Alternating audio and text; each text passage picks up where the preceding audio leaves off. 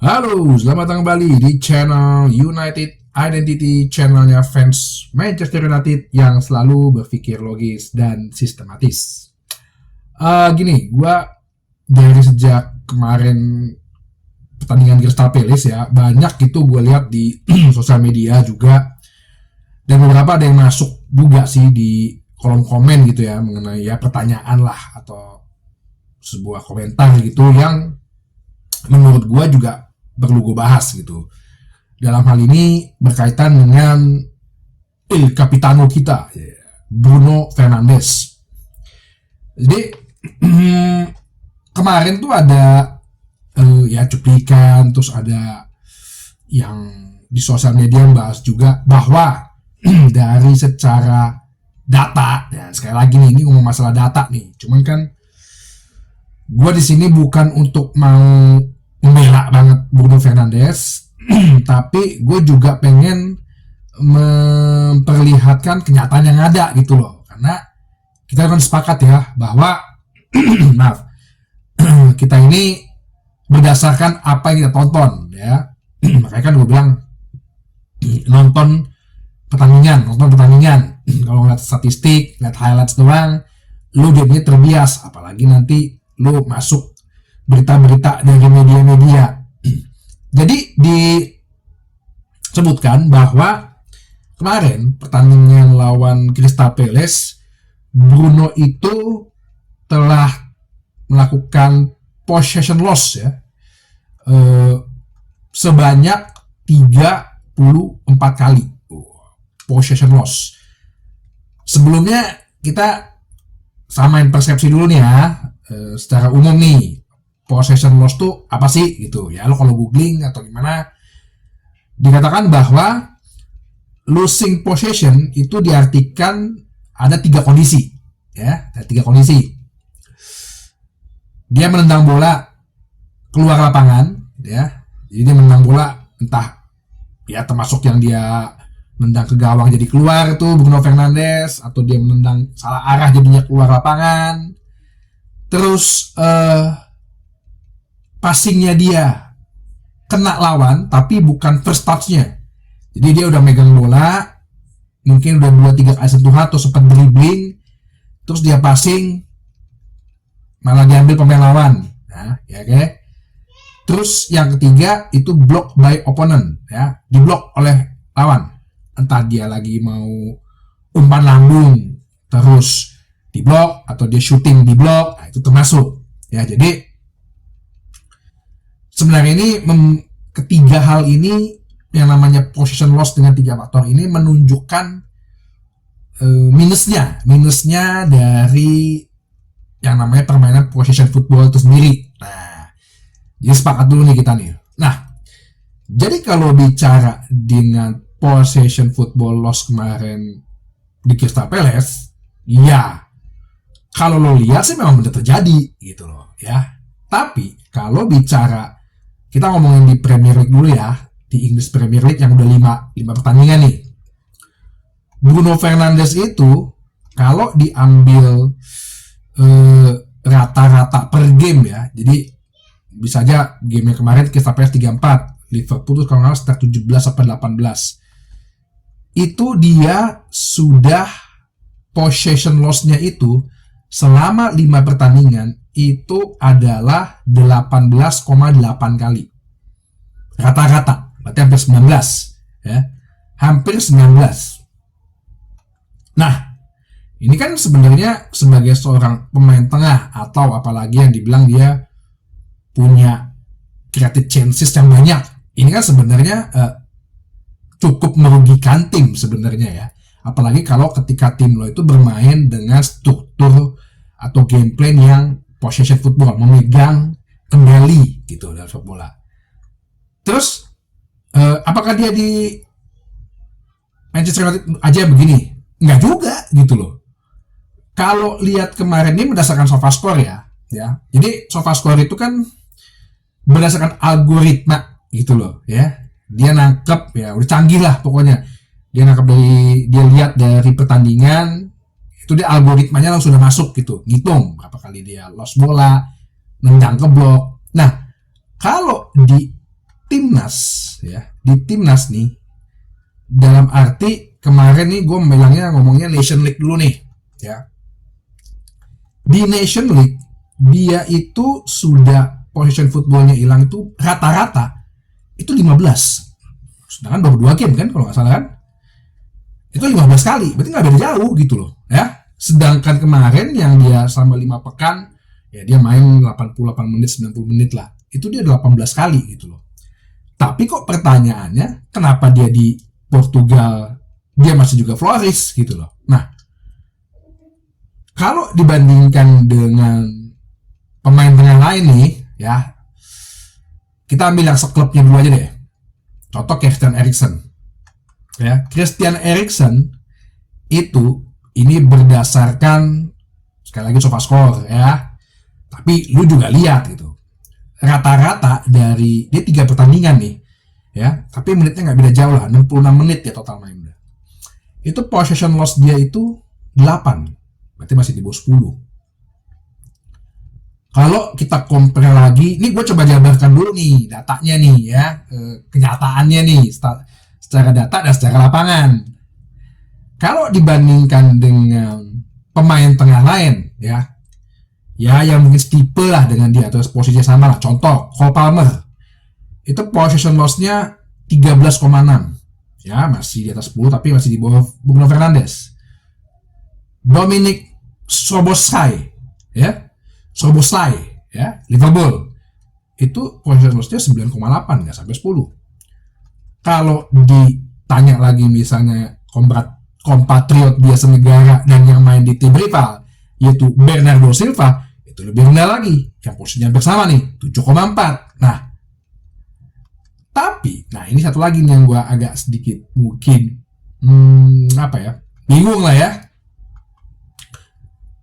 Selama 5 pertandingan kemarin sebenarnya secara total, secara angka nih, ngomong secara angka nih ya, kalau bicara secara angkanya SofaScore, Bruno Fernandes itu sebenarnya penampilannya secara angka justru meningkat.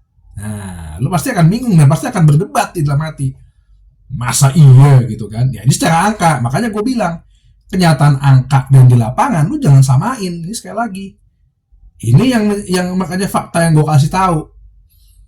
Di Fulham dia nilainya 6,7, waktu lawan Brighton dia nilainya 7,0, waktu lawan Liverpool 7,1, waktu lawan Southampton 7,5, kemarin rating dia 7,8. Nah, lu bertanya-tanya kan, oke, secara possession memang dia sering loss. Gue gak tahu kenapa ya. Pertama, gue melihat apakah si Bruno ini belum sinkron, kalau bahasa sinkron ya, belum sejalan dengan teman-temannya ya, bukan dengan struktur permainannya nih ya, bisa jadi. Tapi apakah dia ternyata belum sejalan, teman-temannya istilahnya teman-temannya semua udah nyetel, dia doang yang belum. Nah kan bisa jadi ya, karena gue ngelihat bahwa dia itu kan kalau lo tonton ya, dia kan suka bikin passing aneh-aneh gitu loh. Ini mau kemana sih gitu. Terus dia suka bikin passing yang ya kalau gue bilang ekspresifnya dia gitu loh ya, terlalu ekspresif dalam bermain sepak bola gitu. Memang gue itu bilang waktu itu sebelumnya kan, salah satu cara adalah ya coba lo berikan kebebasan kepada Bruno Fernandes. Cuman kalau kebebasan itu atau gaya dia ekspresifnya gitu yang ini ekspresif ya, bukan ambisius, bukan agresif. Beda, kalau agresif kan hajar sana hajar sini, ini ekspresif gitu loh. Pengen menemukan sesuatu yang baru aja gitu loh. Nah, ya kalau itu yang dia keluarkan, ya menurut gua nggak cocok. Karena kalau suatu permainan sepak bola yang terstruktur, terkonsep, ya, terus lo sendiri bermain ekspresif, lo nggak nyambung gitu sama teman-teman lo. Kecuali bisa jadi karena gini, ya teman-teman lo nggak setingkat level dengan lo, sehingga nggak mampu menangkap nih ekspresi seni lo gitu loh, seni sepak bola lo gimana. Nah, itu yang gue bilang. Mungkin kalau dia bermain dengan bebas dan ekspresif kayak contoh di Real Madrid gitu, yang memang pemain-pemain lainnya levelnya sama sama dia, bisa aja dia berjalan. Tapi ini kan sebenarnya rata-rata pemain teman-teman ini kan levelnya di bawah dia gitu loh. Sedangkan Ten Hag udah membentuk nih strukturnya ini nih. Nah, bisa jadi dia jadi kayak aneh sendiri gitu loh. Itu satu. Terus yang kedua, gue ngeliat apakah ini fenomena pemain abis naikin gaji ya. Lu masih inget kejadian dulu Anthony Martial, Marcus Rashford, Peter Lindelof, dulu Eric Bailly juga. Begitu dinaikin gaji, langsung drop permainannya karena merasa mungkin di zona nyaman. Karena merasa udah gue gak tergantikan. Nah, ini yang gue bilang. Tapi lu juga harus fair untuk menilai Bruno Fernandes dari sisi yang lain. Gitu loh. Kenapa nilainya dia tinggi? Ya. Kalau lo tahu di secara total main dia 5 kali ya. Dia itu creative chances, tapi big chance miss-nya banyak. Sekitar 3 atau 4 ya. 3. Oke. Tapi kalau berbicara dia sebagai pemain tengah ya, akurasi passingnya dia 80%. Ya, touching per game-nya 72 ya. Touching per game sebenarnya kan agak bingung juga ya, ngapain sih dikeluarin touching per game gitu, passing gitu. Ya kalau cuma 2 meter taktuk itu nggak guna dengan tim, apa gunanya gitu kan? Ya Guardiola style gitulah ya. Secara defending, tackle per game dia 3. Ya. Recovery ball-nya nah itu 4 dalam satu pertandingan kata-kata nih. Terus dribble passingnya 1,5.